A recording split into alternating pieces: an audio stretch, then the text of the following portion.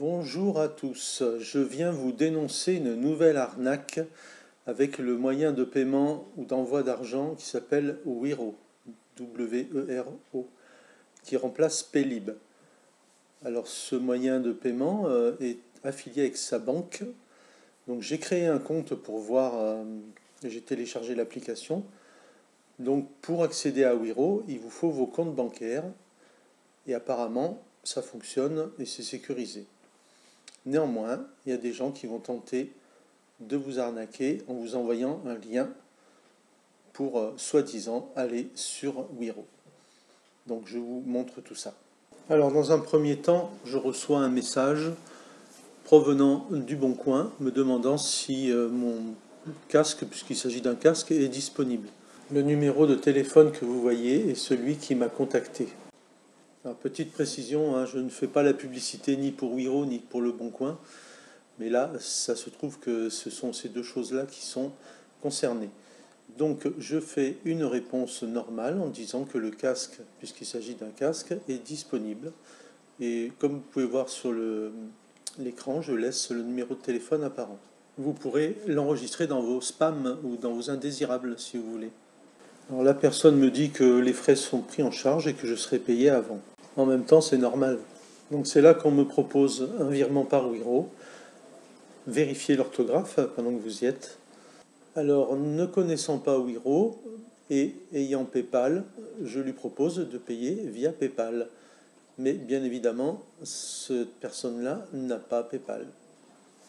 On m'explique que juste avec mon numéro de téléphone, je reçois l'argent instantanément sur mon compte bancaire. Apparemment, c'est très simple. Alors, les échanges continuent. Néanmoins, hop, les SMS ont disparu et je continue à recevoir des SMS avec un nouveau numéro de téléphone. Enregistrez-le dans vos indésirables aussi. Alors, visiblement, je dois juste envoyer mon nom et mon prénom et le prix. Mon nom et mon prénom, ils l'ont sur le site du Bon Coin. Et le prix, je l'ai déjà indiqué. On arrive au moment où on m'informe que je vais recevoir un SMS avec un lien sur lequel je dois cliquer pour que l'argent soit crédité directement. Déjà ici, il y a un petit problème parce que je n'ai pas encore installé Wero et Wero doit être affilié à votre compte bancaire.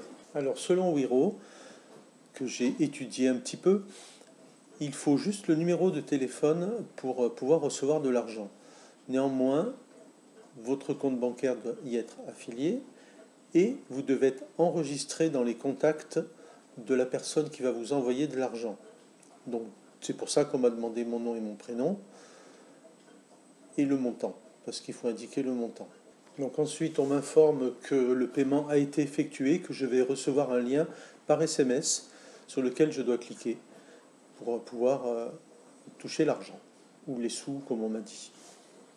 Je suis allé donc sur le site Wero, j'ai fait un copier-coller de la marche à suivre de ce que j'ai pu trouver et je l'ai renvoyé par SMS à la personne. Donc voilà, on m'annonce que c'est ma première fois avec Wero et que c'est pour ça que je reçois un SMS sur lequel je dois cliquer. Et tout ça pour éviter les fraudes.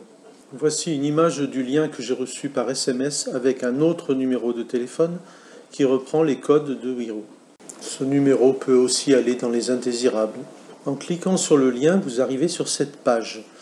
Si vous cliquez sur le bouton accueil, vous arrivez sur cette page. Donc ça ne change pas.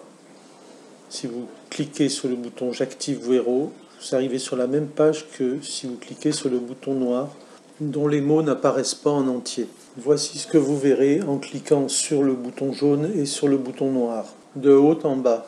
Alors pour aller plus loin, j'ai proposé à la personne de m'acheter le casque sur le Bon Coin en me faisant une proposition inférieure pour voir ce que ça allait donner.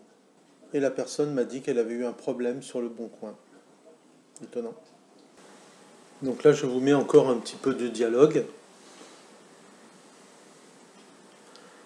Je n'ai qu'à suivre les instructions et cliquer sur le lien. Je finis par indiquer à la personne que je vais aller voir mon conseiller bancaire le lendemain.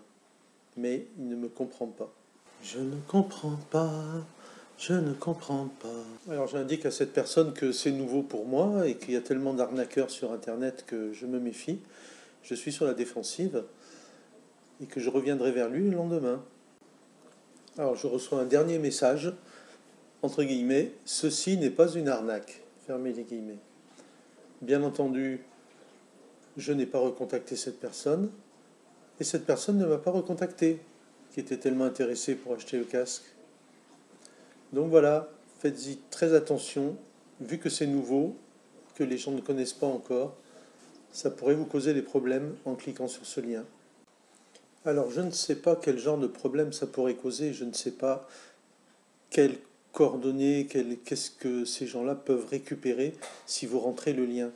À mon avis, ils peuvent peut-être, et encore c'est même pas sûr, pirater votre compte Wiro, sauf que pour pirater votre compte Wiro, il faut avoir vos codes bancaires.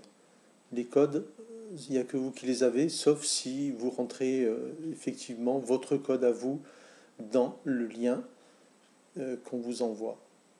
Donc, à bon entendeur, salut!